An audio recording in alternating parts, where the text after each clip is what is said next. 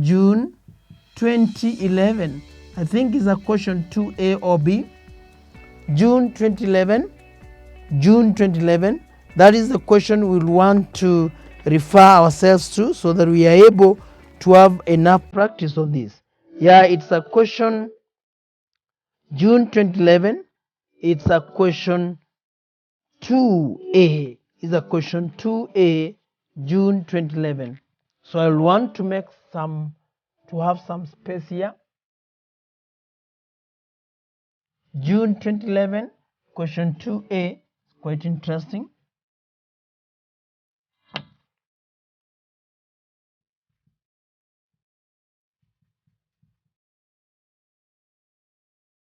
Now we can read it here.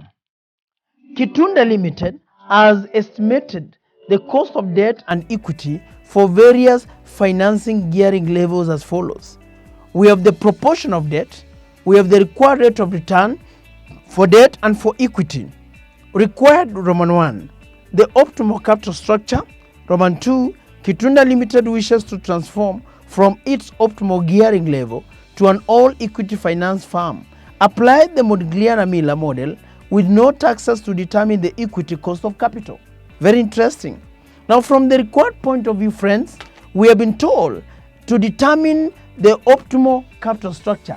Now, from the word go, we need to remember that the optimal capital structure is where WACC is minimized. The lowest, at the point where the WACC is at its lowest point, that will be the optimum capital structure. Now, we have no big business here. Then Roman 2, we have Kitunda Limited wishes to transform from its optimal gearing level to an all-equity finance firm, meaning we don't want to gear, we want to only use ordinary shares. We are going to see that. Now, before that, we have been told the proportion of debt capital keeps on reducing from 0.9 to 0.8 to 0.7. Now, one thing you need to remember, as one of the assumptions of capital structure theories, that all firms will only have two composition of capital structure. One, they will have debt and equity. That means that if the proportion of debt capital is 0.9, then the proportion of equity is 0.1. If the proportion of debt, is 90% of 0.9, then equity will be 10% or 0.1. The same case for the other level. If the proportion of debt capital is 0.8 or 80%, then definitely for equity is 0.2 or 20%. If the proportion of debt capital is 0.7, then for equity is 0.3 or 30%. For proportion of debt is 0.6, then definitely, or 60%, then definitely our proportion of equity is 40%. That's interesting. And you need to remember, so we need to recall that WACC will be the weighted equity plus the weighted debt. And if there was tax, that's what we could have taken into account. But now we don't have that tax here. We are able to get the weights, the proportions of debt and equity. We have the debt, the required rate of return for debt, that is the KD. We also have the required rate of return of equity, that's the KE. Now we can easily have that and say, let's answer Roman 1. In Roman 1, we have the proportion of, we have equity and we have debt. Then we also have, we have the KE, then we have the KD in percentage. So we can calculate WACC, which is the weighted KE plus, just try to create some enough space here. Create some enough space better there. Okay, we have the KE, we have the KD, then we have the weighted average cost of capital, that is weighted cost of equity plus the weighted cost of debt. 1 minus T, we don't have 1 minus t for this case. Now we can talk about this. For debt we have 0.9, then equity it means is 0.1. We were not given, let me use a different color to show that we were not given this. We were not given equity, so that is 0.1. Then the next level is 0.8. We were not given for equity, so that definitely is 0.2. Then we also have 0.7. We are not given for equity, that's 0.3. We also have the next level, 0.6. We were not given for equity, so that's 0.4. Then we also have 0.5. We were not given for equity, that means that it's also 0.5. We were also given 0.4. Then we were not given for equity, that's 0.6. We were given this 0.3. We were not given for equity, that's 0.7. We are given the next level is 0.2. For debt, we are not given for equity, that definitely is 0.8. We were given for debt of level of 0.1, but we were not given for equity, but we know that will be 0.9. We were given that 0, 0, definitely that comes to equity will be 10, would be 100%. Perfect. Now from that we have these other items. This one we were given. Remember, the one I'm using a different color are the items that we were not given. So we have been told that this is 37%. Then this is 9.4% given. This is 36%. Let me run all of them. 35.5%. Then we have 29.1%. Then we have 25.2%. Then we have 20.4%. Then we have 15.6%. Then we have 13.5%. We have 13.1%. Then we have finally 13.0%. For KD, we have 9.4%. We have written that. 8.2%. That's the next level is 7.4%. The next level is 6.9%. The next level is 6.6%. The next level is 6.4%. The next level is 6.2%.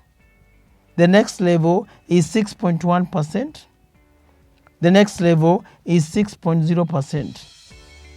The next level we don't have it because debt is 0. Now we can calculate WACC. We can come and say this will be 0.1. So these items we were not given, we are now calculating them. We are now computing this. We say 0.1 we multiply by 37% plus 0.9 we multiply 9.4%. What would that be? Then we have 0.2 we multiply by 36%, then plus 0.8 we multiply by 8.2%. Then 0.3 we multiply by 35.5% plus 0.7 we multiply by 7.4%.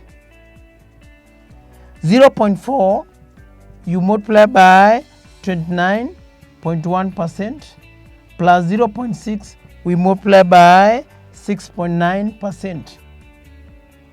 0.5 we multiply by 25 by 2%, 0.2% plus 0.5 again by 6.6%. We have 0.6 we multiply by 20.4%. We have 0.4 we multiply by 6.4%. We have 0.7 we multiply by 15.6%. We have 0.3, we multiply by 6.2%. We have 0.8, we multiply by 13.5, plus 0.2, we multiply by 6.1%. We have 0.9, we multiply by 13.1%, plus 0.1, we multiply by 6.0. We now have 1 by 13% plus 0 multiplied by 0. What will that be? So I take my calculator, friends. I now answer them. I say the first one,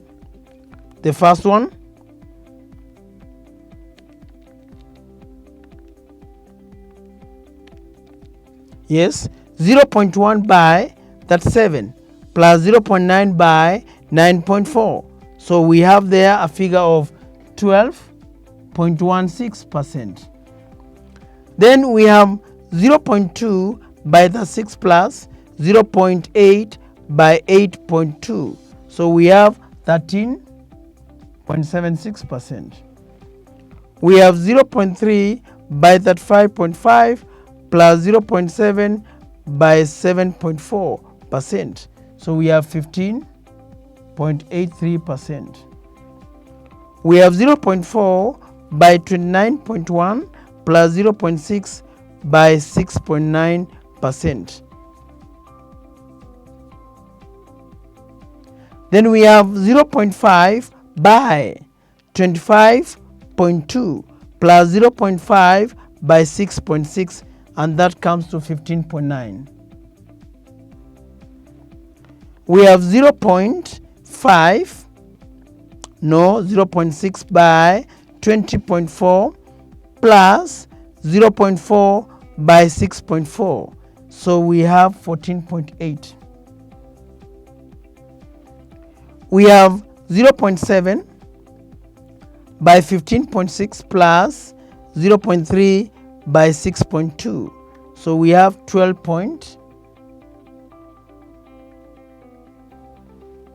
We have 0.8 by 13.5. We have 0.2 by 6.1. We have 12.02%.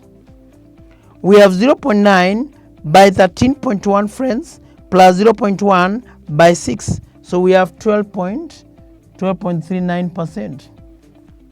Then we have 13. So this will definitely be 13%. Now we have computed that, and our business was to determine the optimal capital structure. We have said that the optimal capital structure is the lowest, is at the lowest WACC. So what will be the lowest WACC? It seems 12.02. So 12.02, this is our optimal capital structure. This is our optimal capital structure. Is our optimal capital structure where we have 20% debt and 80% equity. The lowest, 12.02. So if we could want to put that very clear, and we could say this, friends, we say that our optimal capital structure, optimal capital structure will be 80% equity and 20% debt. When WACC is at 12.02%. So that's what we were required to do for the purpose of determining the optimal capital structure. Now, part B, that's Roman 1. Roman 2. What about Roman 2? How about Roman 2? Kitunda Limited wishes to transform from its optimal gearing level to an all-equity finance firm. Apply the Modigliani-Miller model with no taxes to determine the equity cost of capital. 2 marks. So if Kitunda, the Kitunda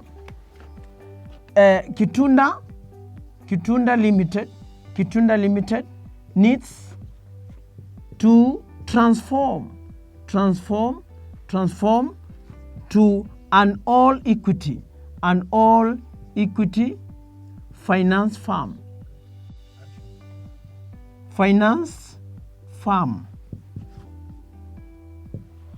Then that means that our WACC should be equal to KE.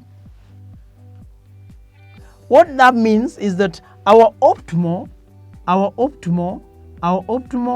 capital structure,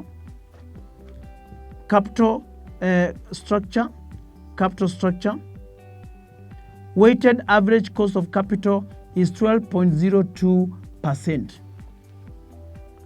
And we have been told that it needs to be all equity finance firm. If it needs all to be an all equity finance firm, taking into account the Modiglian and Miller, with MM model, that's Modiglian Miller model, with no taxes. So the KEL, which is the cost of equity of the levered firm, is equal to the cost of equity of a levered firm plus the KEU minus the KD and debt equity ratio. We are simply trying to prove this, but we know the cost of unlevered firm, the weighted average cost of capital of unlevered firm will be equal to WACC. Now, if it was optimal at 12.02, definitely that would be the KEU. But let's prove using Modiglian Miller. So you come and say the cost of equity of the levered firm is 13.5%. Then KEU is what we are looking for. Minus KD is 6.1% when it was levered. This is 0.2, right? And you divide it by 0.8. So we can calculate that. We can open the brackets. If you open the brackets, 0.2 divided by 0.8 is 0.25. So I multiply by 6.1. So I'll come and say 13.5% is equals to the KEU plus our 0.25 KEU minus 1.525%. We have opened the brackets there. We have simply opened the brackets. So this is, we are adding that. So that will be 13.5. I add 1.525. This comes to this side. Then we have 1.25 KEU. Now, if you do that, you realize that and 13.5 plus 1.525, then I divide that by 1.25. So if you prove that, we are actually getting the answers we must have said. What we are saying is simply this. Let me have enough space this side. Now what we are saying is if you add 13.5 plus 1.525, we are going to have